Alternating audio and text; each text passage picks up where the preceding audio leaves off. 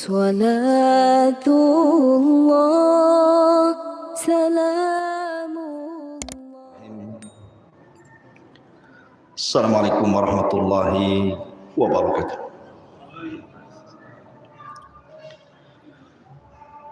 Innal hamdalillah nahmaduhu wa nasta'inuhu wa nastaghfiruh wa na'udzu billahi min shururi anfusina wa sayyiati a'malina. Man yahdihillahu fala mudilla lahu wa man yudlil fala hadiya lahu. Asyhadu an la ilaha illallah wahdahu rabbi la syarika lah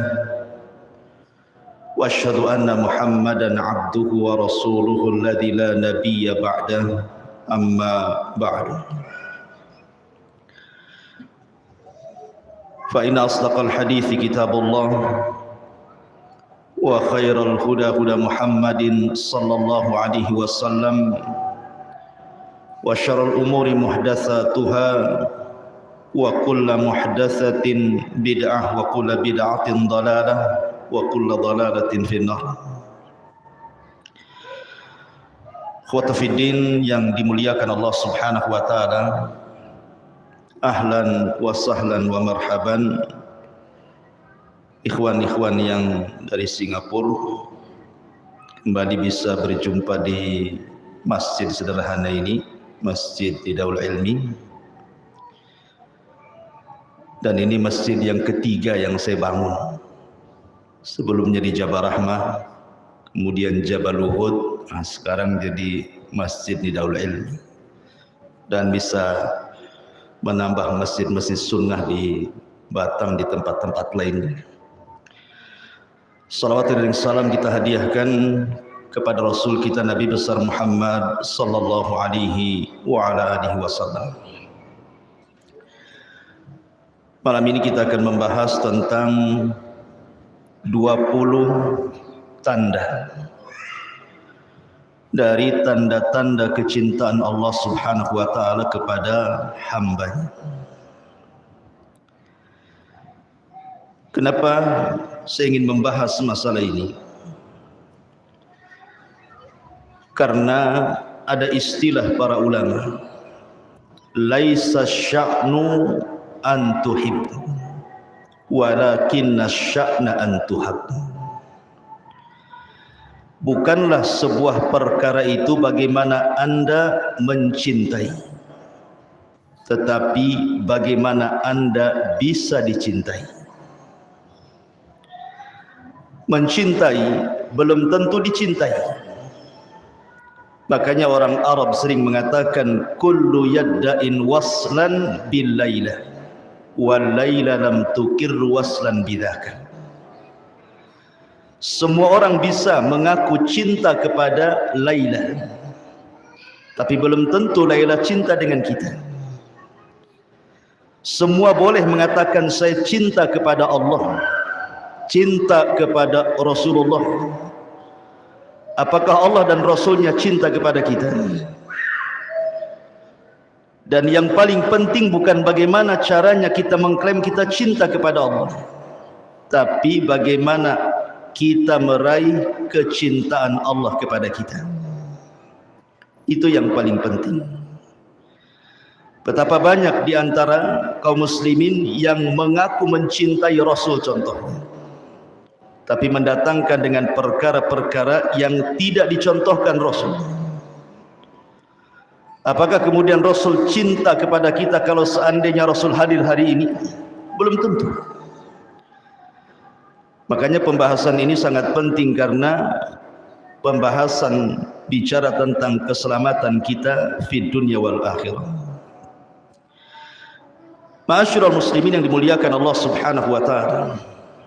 Kenapa kita harus mencintai Allah Subhanahu wa taala? Dan apa konsekuensinya ketika Allah cinta dengan kita? Kenapa kita harus mencintai Allah Subhanahu wa taala? Karena Allah yang telah menciptakan kita. Allah yang telah memberikan rizki kepada kita. Sudah wajar kita harus mencintai Allah. Kenapa kita harus mencintai Allah Subhanahu wa taala? Karena Allah Subhanahu wa taala menciptakan kita tidak dibiarkan begitu saja, tetapi diutus kepada kita seorang nabi dan rasul yang menyelamatkan kita di dunia sampai ke akhirat. Kenapa kita harus mencintai Allah Subhanahu wa taala? Karena Allah Subhanahu wa taala jadikan kita umat terbaik. Kuntum khaira ummah, kata Allah, kalian sebaik-baik umat. Ukhrijat linnas, yang dikeluarkan kepada manusia. Kenapa kita harus mencintai Allah Subhanahu wa taala? Karena Allah Subhanahu wa taala sudah menyediakan nikmat yang besar dengan amalan yang kecil. Anda bisa bayangkan, mungkin di antara kita ada yang usianya 50 tahun dia sudah meninggal, 60 tahun sudah meninggal, kemudian ditakdirkan menjadi penduduk sorga. Dia kekal di sorga selama-lamanya dengan kenikmatan yang tidak pernah dilihat mata, didengar telinga, terlintas pun tidak. Itulah kenapa kita harus mencintai Allah Subhanahu wa taala. Kenapa kita harus mencintai Allah Subhanahu wa taala? Karena setiap malam, sepertiga malam akhir, Allah itu turun, kemudian mengatakan kepada kita semuanya hambanya, man yad'uni fa astajibah, wa man yas'aluni fa u'tiyah, wa man yastaghfiruni fa aghfirlah. Siapa yang berdoa aku kabulkan, siapa yang meminta ku kasih, siapa yang beristighfar meminta ampun, ku berikan ampunannya. Kira-kira ada raja dunia yang paling kaya menawarkan kekayaannya kepada manusia? Tidak ada, kecuali Malikul Mulk, Allah Subhanahu wa taala. Sudah pantas kita mencintai Allah Subhanahu wa taala. Kenapa Allah Subhanahu wa taala harus kita cintai? Sebab kalau Allah Subhanahu wa taala mencintai kita, apa yang terjadi? Nadahu Jibril, Allah akan panggil Jibril. Kemudian Allah katakan kepada Jibril, ya Jibril, inni uhibbu fulana. Jibril, aku suka dengan si fulan. Fa ahibbahu, kau harus cinta juga dengan dia. Maka kemudian Jibril menyeru seluruh malaikat yang ada di bumi, yang ada di langit, yang ada di arsy, yang jumlahnya tidak ada yang tahu kecuali Allah. Apa kata Jibril? Ya malaikat Allah, innallaha ahabba fulanan fa ahibbuhu. Wahai malaikat-malaikat Allah, dimanapun kalian berada, Allah telah mencintai seorang hamba, maka kalian wajib cinta kepada dia. Maka semua malaikat mencintai orang ini. Kemudian Allah Subhanahu wa taala menanamkan kecintaan kepada seluruh makhluk yang ada di bumi kepada dia. Lalu apa manfaatnya? Kita dicintai oleh manusia. Di zaman Rasul ada jenazah yang sedang lewat, kemudian dipuji karena kesolehannya. Rahimallah fulan, semoga Allah merahmati si fulan. Fulan rajulun saleh, si fulan orang yang saleh. Maka kemudian Rasul mengatakan wajabat lahul jannah, maka jenazah yang dipuji manusia itu wajib masuk surga. Lalu apa faedahnya malaikat mencintai kita? Yang mencatat amalan kita itu malaikat. Yang mengangkat amalan kita ke langit sampai ke arsy Allah juga malaikat. Yang mencabut nyawa kita juga malaikat. Bayangkan kalau malaikat-malaikat itu cinta kepada kita, apa yang terjadi? Tentu Allah Subhanahu wa taala akan memberikan taufik kepada kita. Disinilah wajibnya kita mencintai Allah Subhanahu wa taala. Sebab kalau Allah Subhanahu wa taala sudah mencintai kita, ikhwan, maka Allah Subhanahu wa taala berikan kematian terbaik kepada kita. Sebagaimana Rasul mengatakan, innallaha idza ahabba 'abdan ista'malahu. Allah kalau suka dengan seorang hamba, maka Allah Subhanahu wa taala akan ista'malahu.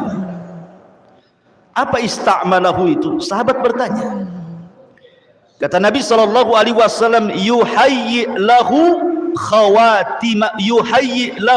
khaira khawatimihi. Maka Allah Subhanahu wa ta'ala akan sediakan kematian terbaik kepada dia. Allah akan sediakan kematian terbaik kepada dia. Kita tahu bahwa ketika saya, Anda atau siapapun lahir dari perut ibu kita, siapa yang menangis, siapa yang tertawa? Bayi itu menangis saat dilahirkan dan orang-orang di sekitarnya tertawa kan? Tapi lihat saat kematian, siapa yang menangis, siapa yang tertawa? Kalau yang meninggal ini seorang mukmin yang mencintai Allah dan dicintai Allah, dia tertawa sementara orang di sekitarnya menangis. Karena malaikat membisikkan di telinganya dan mengatakan, alla takhafu wa la tahzanu wa abshiru bil jannati allati kuntum tu'adun. Jangan takut, jangan sedih, Allah janjikan surga kepadamu.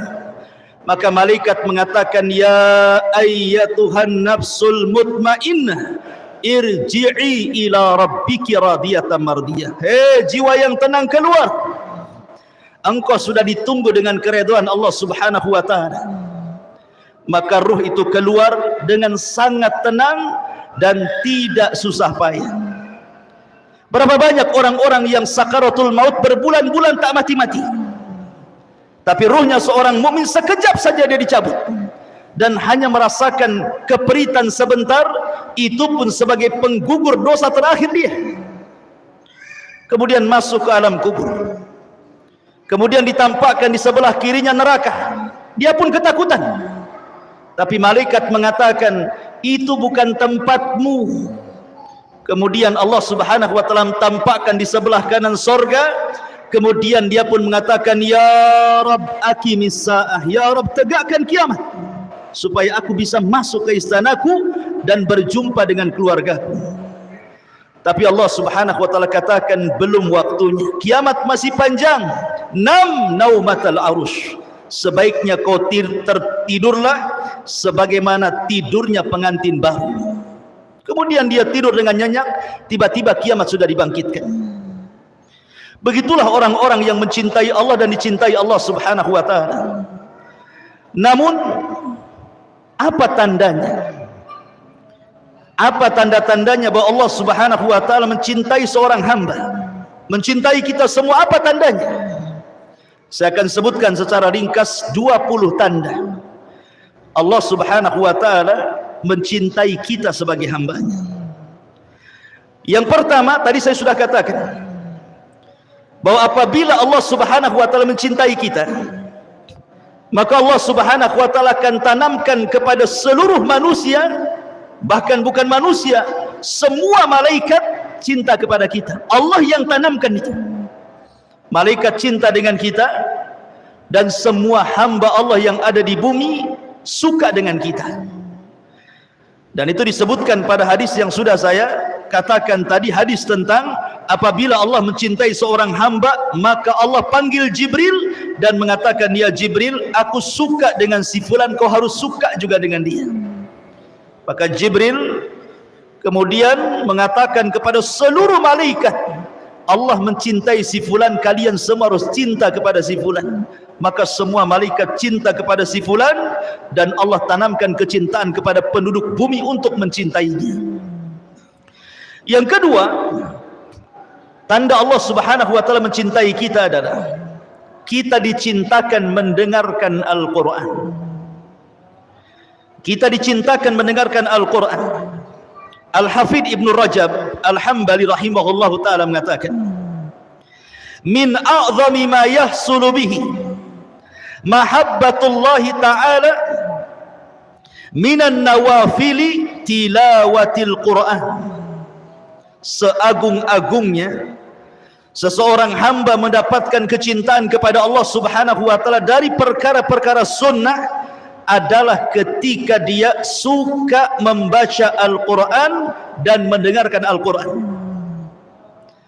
Terkadang orang membaca Al-Quran pada waktu-waktu tertentu mungkin kurang berasa, Tapi ketika mendengarkan Al-Quran dengan suara yang baik, yang indah, penuh dengan tajwid, tahsin dan juga baiknya makharijul huruf, ternyata baru terasa ke hati itu. Makanya Nabi SAW pernah memanggil siapa? Abdullah ibn Mas'ud, dan mengatakan, Iqra alayya al-Quran. Hei Abdullah, bacakan kepadaku Quran. Kata Abdullah ibn Mas'ud radhiyallahu anhu, mengatakan, Rasul, Quran ini turun kepadamu, macam mana aku akan membaca Quran untukmu? Maka Rasul mengatakan, sudah bacakan saja. Maka kemudian Abdullah ibn Mas'ud membaca surah An-Nisa sampai kepada ayat, fa kaifa idza ji'na min kulli ummatin bisyahid wa ji'na bika ala haula'i syahida. Kata Rasul, hasbuk, cukup. Karena ayat itu menyinggung Rasul. Rasul sedih pada hari kiamat akan menjadi saksi bagi seluruh umatnya. Maka Rasul menangis dan mengatakan, hasbuka ya ibn Mas'ud, cukup wahai Abdullah ibn Mas'ud. Terkadang kita juga bukan hanya sekedar membaca Quran, perlu juga kita mendengarkan supaya lebih masuk ke sanubari kita. Kemudian yang ketiga, takabbul an-nushi wa amalun bisunnati. Mudah menerima nasihat dan mudah untuk mengamalkan sunnah Nabi. Tanda Allah Subhanahu wa taala cinta kepada kita, maka kita mudah menerima nasihat dan mudah melaksanakan sunnah Nabi.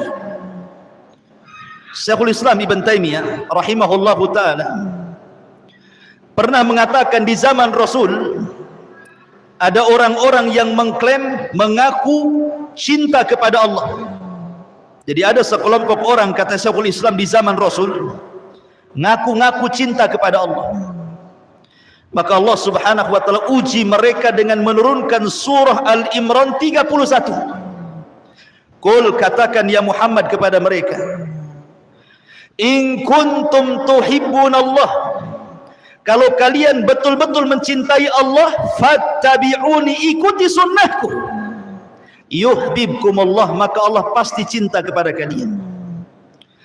Kalau seseorang kemudian mengklaim mencintai Allah, tiba-tiba kemudian dia berlaku bid'ah, menyelisih sunnah Nabi SAW, maka itu bukan tanda Allah sayang dengan dia. Karena tanda cinta Allah dengan kita itu, kalau kita suka dengan sunnah Nabi. Karena syarat meraih kecintaan Allah itu adalah dengan cara mengikuti sunnah Nabi SAW. Karena kecintaan tidak bisa hanya di lisan saja, tapi kecintaan itu harus dari lubuk hati yang paling dalam, kemudian dipraktekkan lewat lisan dan badan kita. Abu Talib, orang yang sangat mencintai Nabi. Siapa yang lebih berjasa dalam perjuangan dakwah Nabi melebihi Abu Talib? Coba. Abu Talib itu menyerahkan nyawanya untuk membantu Nabi karena sayangnya dengan Nabi. Tetapi apakah cintanya Abu Talib bermanfaat? Tidak juga. Abu Talib tetap masuk neraka walaupun mendapatkan syafaat khusus Nabi, dan dia tidak pernah keluar dari neraka, tetapi azabnya diringankan gitu saja. Cinta Abu Talib tertolak dan tetap harus masuk neraka. Kenapa? Karena Abu Talib tidak pernah masuk Islam. Kemudian juga sebaliknya orang-orang munafik di zaman Nabi SAW, Abdullah ibn Ubay ibn Salul dan juga gerombolannya, orang-orangnya, mereka berpura-pura cinta di hadapan Rasul. Lisannya mengatakan, ya Rasulullah, inni uhibbuk, saya cinta dengan kamu, tapi hatinya penuh dengan kebencian. Masuk surga? Tidak. Allah turunkan kepada Abdullah ibn Ubay ibn Salul, innal munafiqina fi darkil asfali minan nar. Orang-orang munafik itu akan diletakkan di intip neraka yang paling dalam. Percuma kecintaannya. Karena kecintaan kepada Allah Subhanahu wa taala mengharuskan kecintaan kita kepada Rasul, dan kecintaan kita kepada Rasul mengharuskan mencintai sunnah-sunnahnya dan membenci orang-orang yang menyelisih sunnahnya. Kemudian yang keempat, tanda Allah cinta dengan kita, maka pasti Allah akan memberikan ujian kepada kita. Karena bagaimanapun seseorang itu kan harus diuji. Seperti Anda punya murid-murid, apakah orang ini cerdas atau orang ini bodoh, kita uji. Maka Allah Subhanahu wa taala juga sama. Apakah kecintaan Anda itu shadiq, jujur, ataukah kecintaan Anda ini hanya dusta saja? Maka Allah uji dengan berbagai macam bala, ujian. Terkadang diuji dengan sakit, terkadang diuji dengan ekonomi, diuji dengan keluarga, diuji dengan manusia, diuji dengan macam-macam ujian.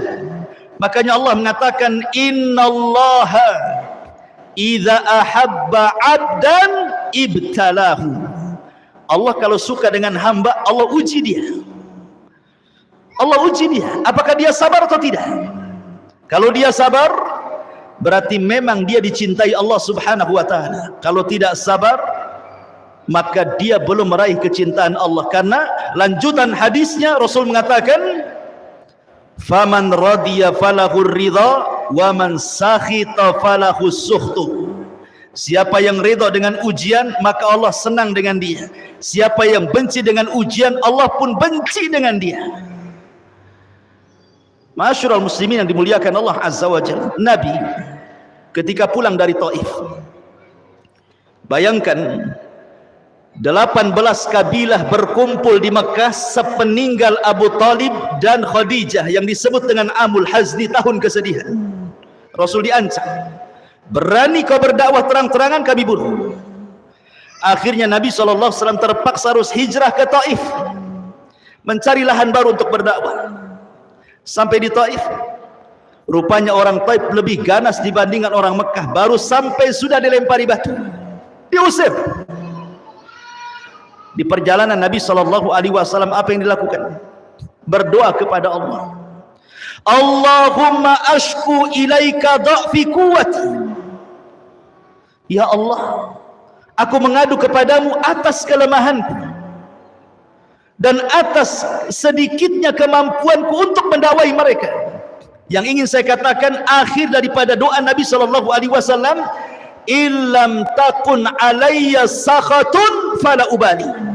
Ya Rabb, jika perlakuan orang-orang Taif yang melempari aku itu, jika perlakuan orang Taif yang mencaci maki aku, yang mengusir aku bukan bagian daripada azab yang kau timpakan kepada aku, tidak ada masalah.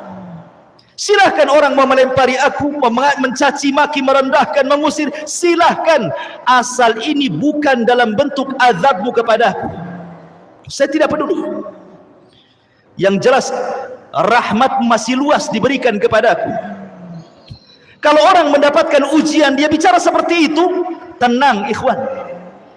Anda diuji dengan ekonomi, Anda diuji dengan penyakit, Anda diuji dengan keluarga, Anda katakan kepada Allah, ya Rabb, kalau ujian ini bukan azab, nggak ada masalah, silahkan kau uji aku.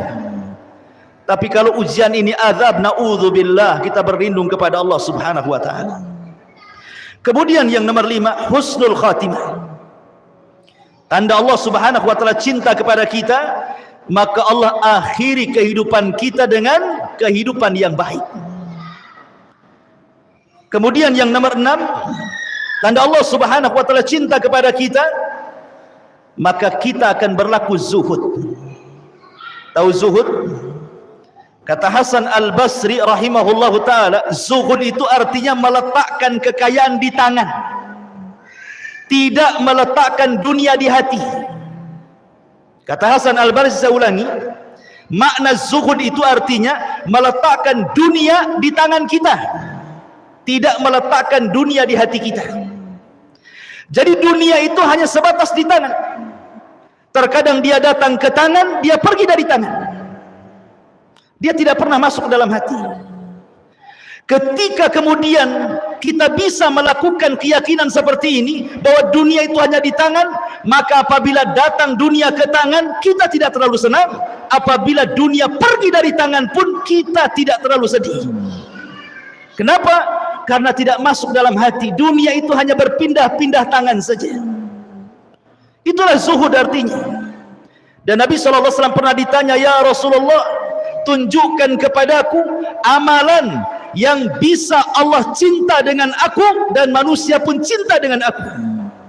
Maka sahabat mengatakan, Pertanyaan seperti itu kata Rasul, izhad fid dunya yuhibbukallah, wazhad fi ma indan nas yuhibbukan nas.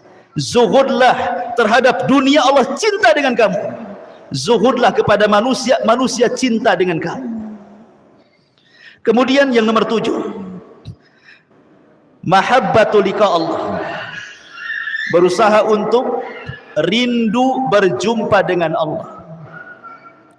Perjumpaan kita dengan Allah itu 4 kali, 2 di dunia dan 2 di akhirat.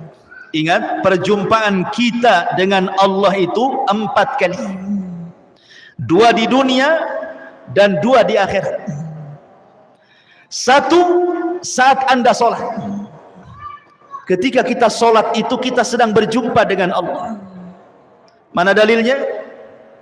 Allah mengatakan dalam Al-Quran, wa innaha lakabiratun illa alal khashi'in alladzina yadhunnuna annahum mulaqu rabbihim. Sesungguhnya solat itu berat kecuali bagi orang-orang yang khusyuk. Siapa orang yang khusyuk? Orang yang yakin dia sedang berjumpa dengan Allah. Ini perjumpaan yang pertama. Perjumpaan yang kedua, saat ruh dicabut. Saat ruh kita dicabut, kemudian dibawa oleh malaikat, rusulul maut, dibawa ke langit pertama, ketiga, keempat, sampai ketujuh, kemudian berjumpa dengan Allah. Kemudian Allah katakan, kembalikan ruhnya ke dalam jasad, naikkan catatannya sampai ke Iliyin. Kemudian yang ketiga, saat berada di padang mahsyar, wa jaa rabbuka wal malaku saffan saffa. Rabb datang, malaikat bersaf-saf. Disitulah kita akan berjumpa dengan Allah. Dan yang paling terakhir, berjumpanya kita dengan Allah kelak di sorga. Kita mampu memandang wajah Allah, dan itu nikmat yang paling besar, melebihi nikmat sorga itu sendiri, memandang wajah Allah subhanahu wa ta'ala. Lalu apa maknanya hadis Nabi SAW, man ahabba liqa Allah ahabballahu liqa'ah. Siapa yang senang berjumpa dengan Allah, Allah senang berjumpa dengan dia. Siapa yang benci berjumpa dengan Allah, Allah benci berjumpa dengan dia. Aisyah radhiyallahu anha bertanya kepada Nabi SAW, apa maksudnya?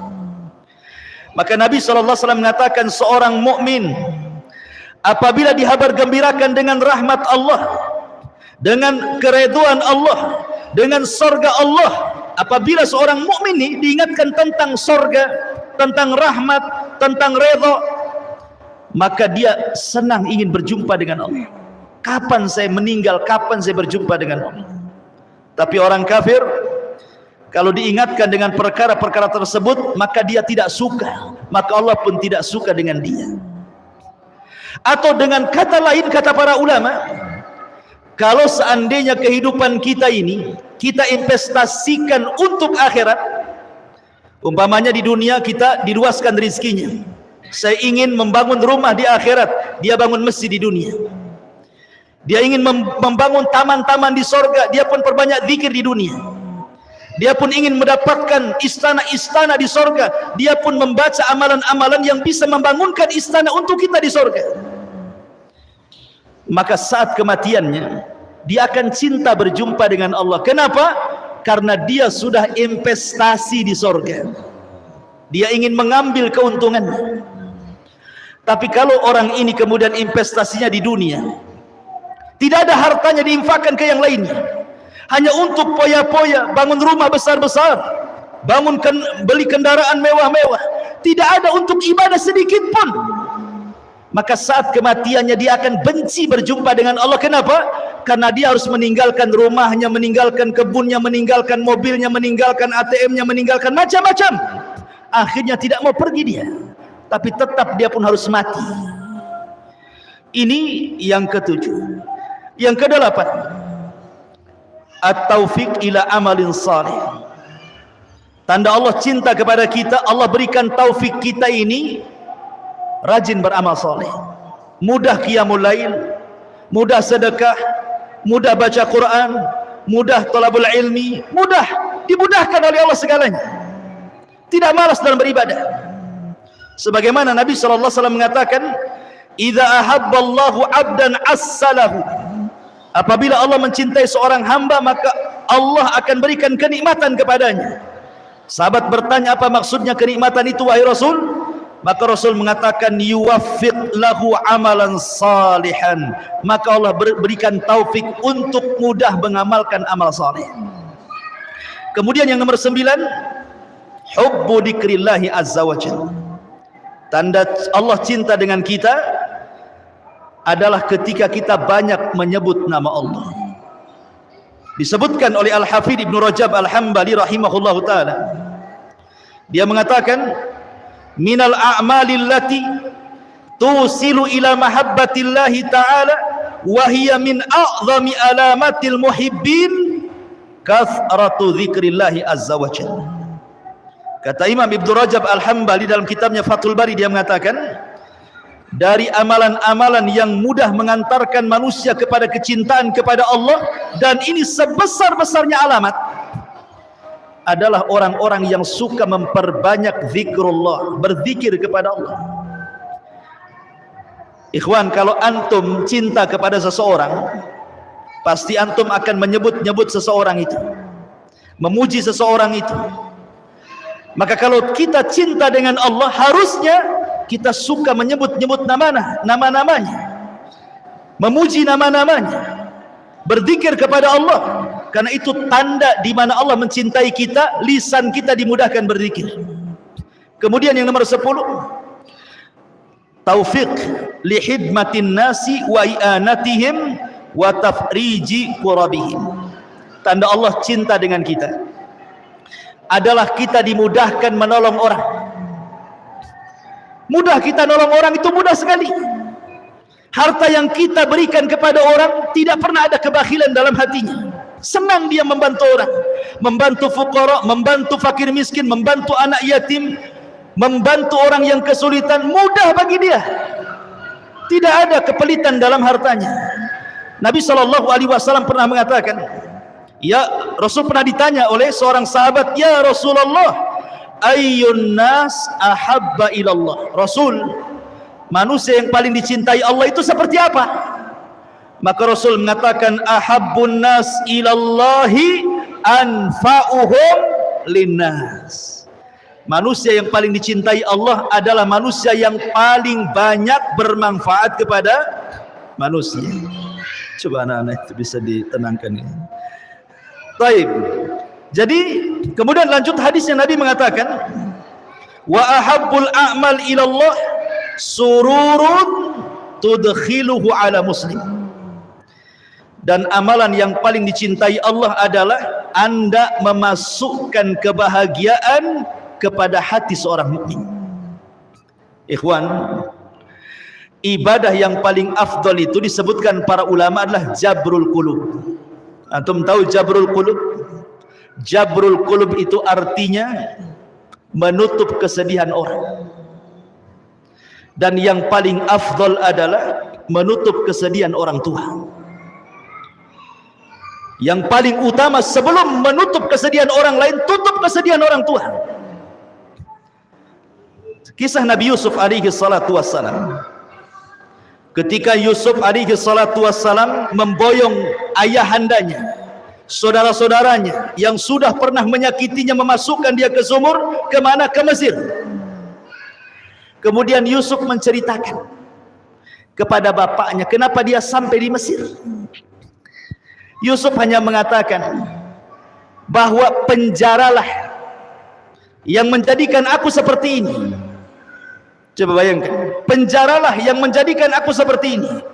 Yusuf tidak menceritakan kejahatan saudaranya, tidak mengatakan, wahai ayahku, orang ini loh saudara-saudaraku yang masukkan aku ke sumur, akhirnya aku dibawa pedagang. Enggak, Yusuf tidak pernah menceritakan. Padahal Yusuf manusia juga kan begitu. Yusuf hanya menceritakan soal penjara.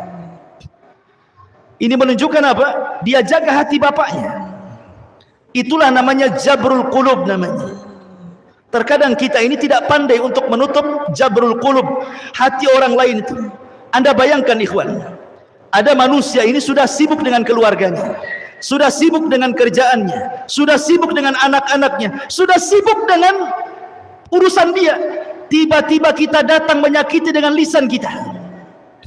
Kita tiba-tiba datang menyakiti hati dia. Makin sibuk lagi dengan kata-kata kita, kan begitu.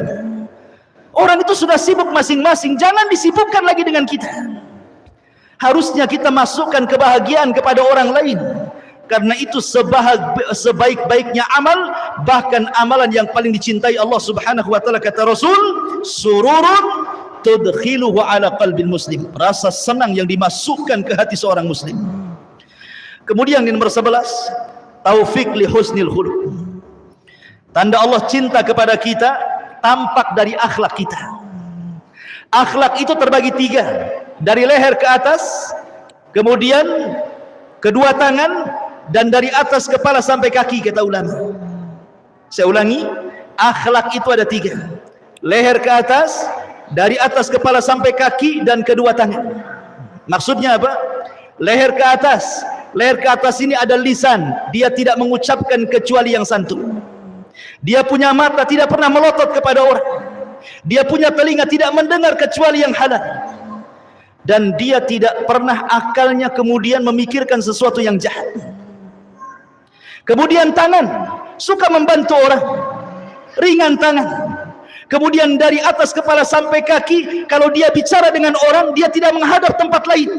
Dia hadapkan kepada orang yang diajak bicara, walaupun dia lebih rendah daripada kita. Itu akhlak, kata ulama.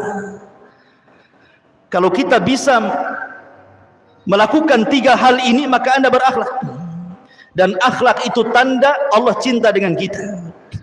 Kemudian yang nomor 12, taufik ila fi'lil faraid wan nawafil. Tanda Allah cinta kepada kita, kita suka melaksanakan yang wajib dan tidak berhenti dari yang sunnah. Dalam hadis qudsi, Allah Subhanahu wa taala berfirman, man adali waliyan faqad adzantuhu bil harbi. Siapa yang memusuhi waliku, maka dia telah mengumumkan perang denganku, kata Allah. Kemudian kata Allah dalam hadis qudsinya, wa ma taqarraba 'abdi bi syai'in ahabbu ilayya mimma aftaradtuhu alaihi wa ma yazalu 'abdi yataqarrabu bin nawafil hatta uhibbahu fa idza ahbabtuhu kuntu sam'ahu alladhi yasma'u bihi wa basarahu alladhi yabsiru bihi wa yadahu allati yabtishu biha wa rijlahu allati yamshi biha wa la in sa'alani la utiyanna wa la in ista'adzani la uidzanna. Apa artinya? Allah mengatakan, tidaklah seorang hamba melakukan sesuatu yang paling aku cintai melebihi melaksanakan yang wajib. Dan apabila hamba ini menambah dengan yang sunnah dan tidak berhenti, karena bahasanya yataqarrab fi'lul mudhari'. Fi'il mudhari' itu maknanya hal wal mustaqbal. Artinya terus menerus melaksanakan sunnah, rawatibnya, duhanya, qiyamul lailnya, puasa Seninnya, Daudnya, dan begitu seterusnya. Sampai lama-lama aku suka dengan dia, kata Allah. Dan kalau aku suka dengan dia, aku yang akan jadi pendengarannya, jadi penglihatannya, jadi tangannya, jadi kakinya. Kalau dia minta ku kasih, kalau dia minta perlindungan, pasti ku lindungi. Luar biasa. Itu tanda cinta Allah kepada kita. Kemudian yang nomor 13, hubbul mu'min lillah. Tanda cinta Allah kepada kita, kalau kita mencintai saudara kita, tidak mencintai kecuali karena Allah, dan tidak membenci kecuali karena Allah. Nabi SAW pernah mengatakan, dahulu ada seseorang yang pergi berziarah kepada saudaranya yang jauh nun di sana, saudaranya itu tempatnya jauh sekali. Kemudian Allah utus malaikat untuk mengikuti orang ini. Kemana orang ini pergi? Kemudian dicegat di tengah jalan oleh malaikat dan ditanya, mau kemana engkau pergi? Dia mengatakan, aku ingin ke saudaraku, temanku di sana. Kemudian malaikat yang menjelma manusia bertanya, apakah karena ada bisnis kau ke sana? Apakah karena ada urusan dunia kau ke sana? Apakah karena ada urusan lain kau ke sana? Orang ini mengatakan, tidak, aku ke sana lillah, karena Allah ingin ziarah kepada dia saja. Maka apa kata malaikat? Malaikat mengatakan, demi Allah, maka Allah Subhanahu wa taala akan mengirim 70.000 malaikat bersama dia. Kemudian karena dia mengatakan aku menziarahi dia karena cinta kepadanya, maka saksikanlah Allah cinta dengan kamu. Subhanallah, hadis ini keluarkan Imam Muslim. Jadi tanda Allah cinta dengan kita artinya kita dicintakan dengan saudara kita karena Allah, bukan karena urusan dunia. Yang nomor 14, kita dijauhkan dari fitnah dunia. Ya, sebagaimana saya katakan, zuhud itu tidak harus miskin. Orang kaya pun bisa zuhud. Tetapi dunia yang sampai kepada dia tidak memfitnah dia. Anda tahu ceritanya Imam Ahmad? Imam Ahmad itu ditekan dan disiksa oleh 3 penguasa. Pertama Khalifah Ma'mun. Ketika itu Imam Ahmad diminta untuk berjumpa dengan Khalifah Ma'mun untuk disiksa. Tapi Imam Ahmad berdoa, ya Allah jangan pertemukan wajahku dengan Ma'mun. Akhirnya belum berjumpa, Ma'mun meninggal. Kena doanya Imam Ahmad, doa yang dizalimi, mustajab. Ya. Kemudian Khalifah Ma'mun berwasiat kepada keponakannya Al-Wathiq, jangan tinggalkan akidah Mu'tazilah. Akhirnya Wathiq pun tetap menyiksa Mu'tasim dulu, Khalifah Mu'tasim. Mu'tasim pun tetap kemudian mengambil pandangan Mu'tazilah dan menyiksa para ulama. Sampai 4 ulama besar meninggal di penjara. Muhammad ibn Nuh meninggal di penjara, Nu'aim ibn Hamad meninggal di penjara, Al-Buaiti meninggal di penjara, kemudian An-Nasr Al-Khuzai meninggal di penjara. Kecuali Imam Ahmad selamat, dia tidak meninggal di penjara. Ketika Mu'tasim meninggal, ganti dengan Wathiq.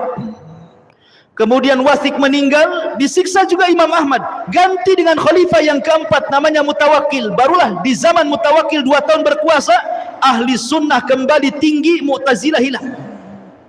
Sehingga Imam Mutawakkil ingin menghormati Imam Ahmad, dikasih uang banyak-banyak, hadiah banyak-banyak sebagai imbalan dan sebagai penebusan dosa para penguasa sebelumnya.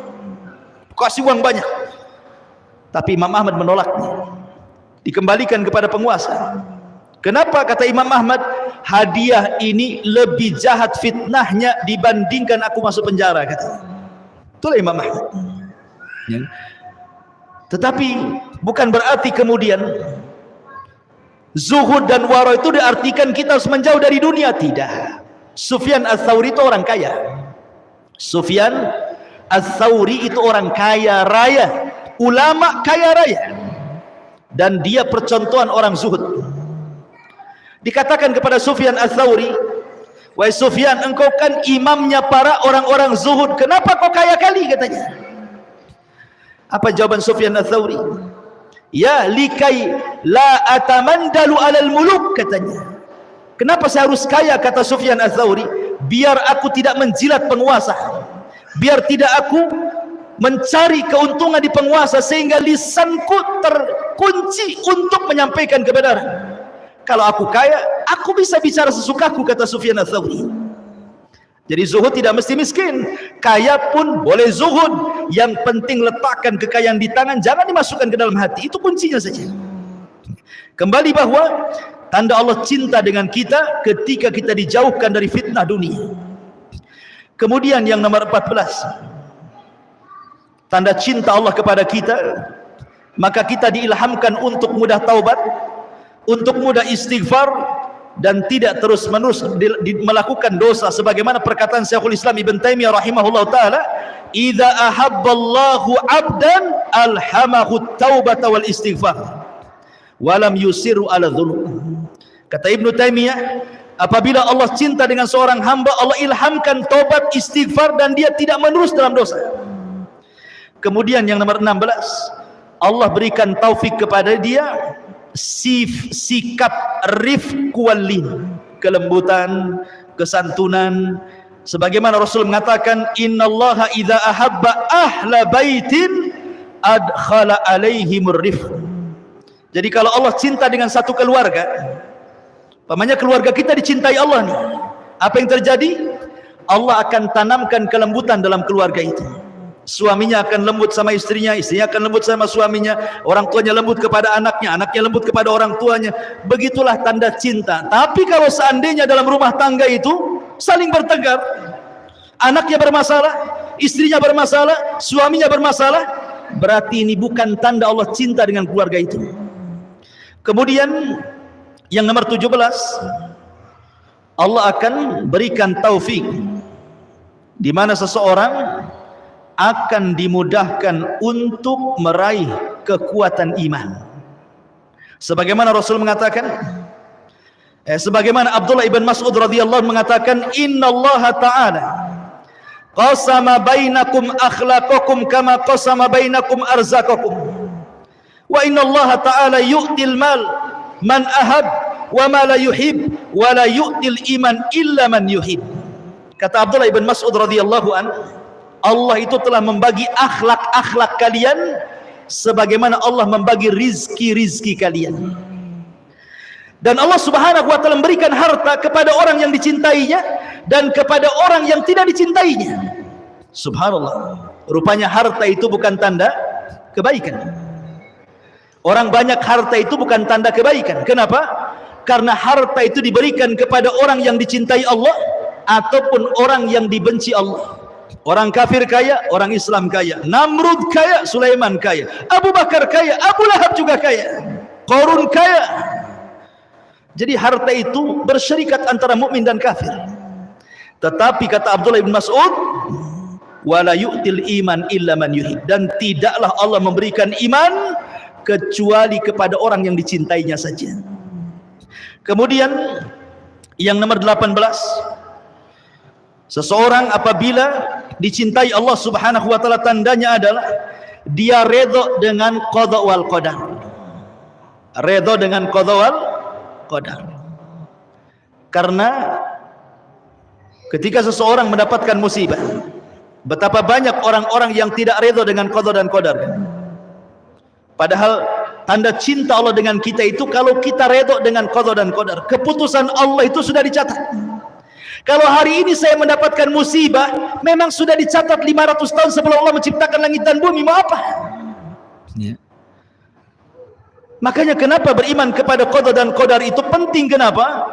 Kalau datang kebahagiaan, kalau datang nikmat tidak terlalu senang, kalau mendapatkan musibah tidak terlalu sedih, karena semua sudah dicatat di Lauhil Mahfuz. Kemudian yang nomor 19, tanda cinta Allah kepada kita adalah tana'um bitta'ah, merasa lezat saat mengerjakan ketaatan. Kayaknya khusyuk salat itu, baca Quran sedap, salat malam tak ada ngantuk, senang dia. Kalau orang disenangkan untuk beribadah, berarti tanda Allah cinta dengan dia. Dan yang terakhir, tanda Allah subhanahu wa ta'ala cinta dengan kita, Allah permudah semua proses dia. Sejak hidup, kematian, alam kubur, hisab, sampai Allah masukkan ke dalam surga. Allah mudahkan semuanya. Fa'amma man a'ta wattaqa wa saddaqa bil husna fasanu yassiruhu lil yusra. Apa maknanya fasanu yassiruhu lil yusra? Fasanu yassiruhu, maka kami mudahkan jalannya, yang dia sudah mudah berjalan di situ. Dia sudah mudah melakukan salat, melakukan puasa, melakukan zikir, baca Quran, mudah bagi dia. Allah mudahkan lagi, sehingga dia diakhiri kehidupannya dengan kemudahan. Masuk kuburan Allah mudahkan, masuk padang mahsyar Allah mudahkan, titian siratal mustaqim Allah mudahkan, masuk ke dalam surga pun Allah mudahkan.